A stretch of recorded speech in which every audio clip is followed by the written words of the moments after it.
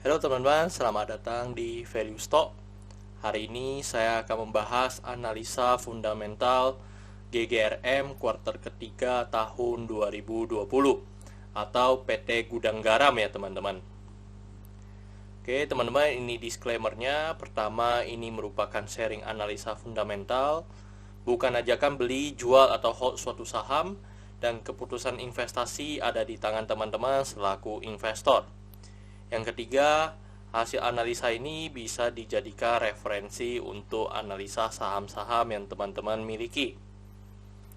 Oke, pertama-tama kita masuk ke bisnis modelnya. Untuk PT Gudang Garam ini, kegiatan usahanya adalah di usaha produsen rokok kretek ya teman-teman ya. Jadi sumber income-nya itu dari penjualan rokok.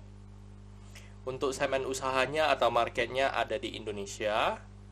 Untuk kasus hukumnya, waktu saya googling itu saya tidak menemukan ya teman-teman terkait kasus hukum yang terjerat oleh PT Gudang Garam ini.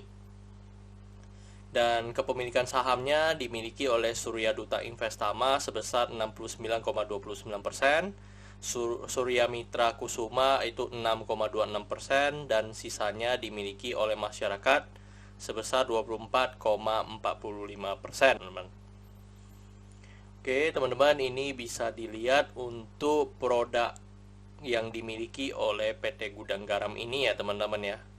Yang pertama adalah kita bisa lihat dari sigaret kretek tangan ya atau SKT. Itu ada Klobot, Sriwedari, Jaja, Patra, dan Merah Series. Itu ada mesin punya atau SKM ya, sering di dalam bahasa rokok ya. Habis itu ada Gudang Garam Series, Surya Series, sama GG Move ya. Habis itu Lotar Nikotin atau LTN, itu ada Gudang Garam Signature Mile, habis itu Surya Pom Mile, habis itu sama GG Mile. Terus teman-teman kita masuk ke revenue-nya ya pertama-tama ya. Teman-teman bisa melihat dari tahun 2014 sampai tahun 2020 ini selalu konsisten mengalami kenaikan ya teman-teman ya. Bahkan ketika kita bandingkan kuartal ketiga 2019 dengan 2020 mengalami kenaikan 2,1% ya teman-teman untuk pendapatan Gudang Garam. Padahal di masa COVID-19 ini atau pandemi ini banyak segmen yang mengalami penurunan.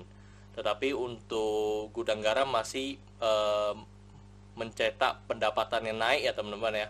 Walaupun memang naiknya tidak signifikan ya teman-teman. Terus secara net profit kita bisa lihat dari tahun 2014 sampai 2019 mengalami konsisten juga ya teman-teman, mengalami kenaikan. Dan kenaikan 2019 ini yang paling signifikan. Tetapi pada 2020 kalau kita bandingkan kuartal ketiga dengan 2019 dengan 2020 punya mengalami penurunan 22,2% ya teman-teman. Dan jika dari kuartal ketiga ini saya setahunkan, maka jika dibandingkan dengan tahun sebelumnya mengalami penurunan 31% ya teman-teman. Dan penurunan net profit dari PT Gudang Garam ini saya rasa disebabkan oleh harga cukai ya teman-teman ya. Yang dimana ketika cukai naik berarti kan harga produk rokok itu naik. Jadi penjualannya mungkin lebih sedikit tapi kan dengan jual dengan harga yang lebih mahal. Jadi itu bisa menyebabkan penurunan net profit bagi PT Gudang Garam. Terus teman-teman kita lihat dari segi asetnya. Dari segi asetnya cukup konsisten juga ya teman-teman ya, mengalami kenaikan. Cuman di tahun 2019 dengan 2020 ini mengalami penurunan 2,2%. Dan saya lihat penurunan ini bisa dikatakan masih cukup bagus ya teman-teman. Yang dimana penurunan hutangnya mengalami penurunan 26,4%. Jadi di masa pandemi ini dan saya melihat Gudang Garam dalam manajemennya cukup bagus ya teman-teman. Mereka mengurangi dari segi hutangnya mereka. Terus teman-teman kita lihat dari modalnya dari 2014 sampai 2020 memang selalu konsisten mengalami kenaikan ya teman-teman ya. Dan di 2019 dengan 2020 ini mengalami peningkatan 11,1%. Oke teman-teman, ini summary laporan keuangan dari tahun 2014 sampai 2020. Dan di sini saya akan banyak membahas terkait rasio keuangan ya teman-teman ya. Yang pertama kita lihat dari rasio keuangan yang pertama, yaitu adalah dari NPM atau net profit marginnya. Di tahun 2020 net profit marginnya sebesar 6,71% teman-teman. Kalau dibandingkan dengan rata-rata NPM-nya di sekitar 8 atau 9, ya ini mengalami penurunan sedikit ya teman-teman untuk net profit margin dari PT Gudang Garam ini. Untuk EPS-nya menjadi 3881 ya teman-teman. Dan memang pencetakan terbaik memang ada di 2019 yang dimana mencetak 5655 ya untuk EPS-nya. Untuk pernya menjadi 10 ya teman-teman ya. Menjadi 10 karena harganya mengalami penurunan cukup signifikan ya. Jika teman-teman bandingkan dengan 2018 itu udah mengalami penurunan 1 kali lipat ya teman-teman ya. Terus untuk book value-nya sekarang sekitar 29.417. Jika dibandingkan dengan harga sekarang berarti memiliki PBV 1,42 ya teman-teman. Dan untuk DER-nya mengalami penurunan, which is ini sangat bagus ya, 0,36%. Jadi dibandingkan dengan rata-ratanya memang di 0,5 ya teman-teman ya. Jadi which is ini sangat bagus untuk dari segi hutangnya. Untuk ROE-nya mengalami penurunan juga ya teman-teman ya, menjadi 13% ya. Yang dimana rata-ratanya di sekitar 16 sampai 20% teman-teman. Terus untuk ROA-nya mengalami penurunan juga dari yang rata-ratanya di atas 10% menjadi 9,71% ya teman-teman. Oke teman-teman, saat video ini dibuat harga gudang garam ada di 41.800 ya teman-teman ya.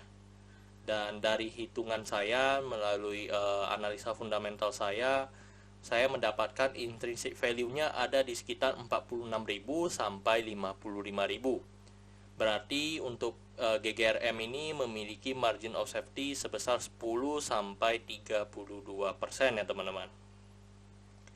Oke teman-teman, ini adalah kesimpulannya. Yang pertama adalah terkait produk dan jasa. Menurut saya ini saya berikan status oke karena saya melihat mampu bertahan 5 sampai 10 tahun ke depan ya teman-teman ya. Yang kedua adalah dari GCG-nya. GCG-nya saya berikan status oke karena tidak ada kasus hukum dan dari pemegang saham pengendalinya memegang lebih dari 50% saham ya teman-teman ya. Terus untuk revenue-nya saya berikan status oke karena mengalami peningkatan. Untuk net profit-nya saya berikan status oke walaupun mengalami penurunan sekitar 20-30% ya teman-teman. Tetapi menurut saya ini masih sangat wajar ya karena di 2019 ini kan ada kenaikan cukai yang cukup besar. Dan yang kedua adalah di masa pandemi ini mereka masih penurunannya tidak mencapai 50% ya teman-teman. Terus untuk asetnya saya berikan status oke karena penurunannya disertai dengan penurunannya yang cukup signifikan pada liability-nya.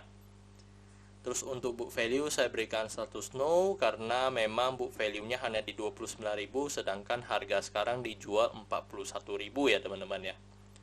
Untuk sektor ini saya berikan tanda WNC ya teman-teman ya, yang dimana kemarin kita mendapat berita bahwa untuk pengumuman cukai diundur ya teman-teman ya, dikaji ulang oleh pemerintah lagi. Jadi di sini kita memang harus WNC ya teman-teman ya, apakah mengalami kenaikan cukup signifikan atau tidak terkait cukai rokok. Untuk ROE-nya saya berikan status oke karena masih di atas 9% ya teman-teman, atau 2 kali bunga deposito. Untuk margin of safety saya berikan status oke karena masih dalam kondisi positif ya teman-teman.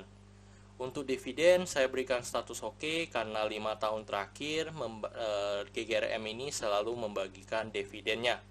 Kecuali di tahun 2019 ya teman-teman, yang dimana dia mendapatkan EPS yang paling tinggi yang dimana mencapai 5.000 tetapi tidak membagikan dividen. Karena begini ya teman-teman, untuk cara kerja dividen ya untuk PT GGRM ini, yang dimana pendapatan net profit dari tahun 2019 dibagikan di 2020 ya. Dan 2020 ini kan karena ada pandemi, Jadi PT Gudang Garam ini memilih untuk dijadikan memperkuat struktur modal mereka ya teman-teman untuk dividennya, yang dimana mereka tidak membagikan dividen karena untuk memperkuat struktur modalnya. Yang kedua adalah kita di bulan April ya kalau nggak salah teman-teman, kita kan ada mendapat isu bahwa Gudang Garam ini kan lagi sedang membangun bandara baru ya teman-teman ya. Jadi saya rasa untuk pendapatannya mungkin akan dialokasikan ke sana ya teman-teman.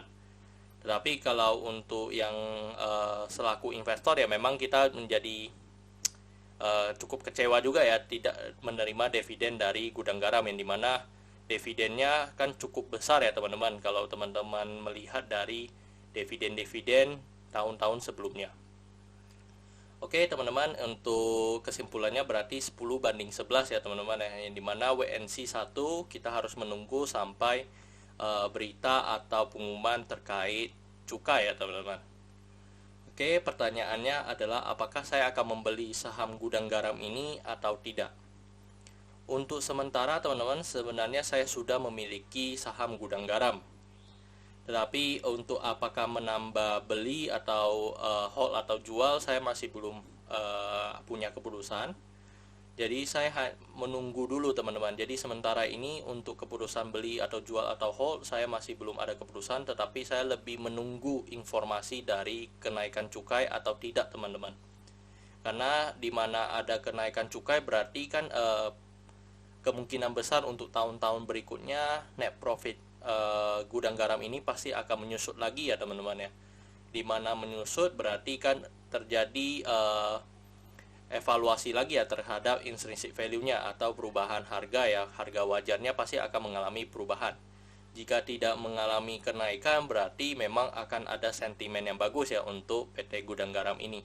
Jadi sementara masih WNC dan kita lihat saja mungkin informasinya kapan akan dikeluarkan terkait cukai tersebut ya teman-teman. Oke teman-teman, cukup sekian untuk video kali ini. Jangan lupa untuk like dan subscribe. Jangan lupa juga untuk follow saya di Instagram saya di royken13. Dan teman-teman, jika teman-teman ada kode saham yang ingin saya buatkan analisa seperti ini, silahkan tinggalkan di kolom komentar ya teman-teman terkait kode sahamnya. Oke teman-teman, see you in the next video.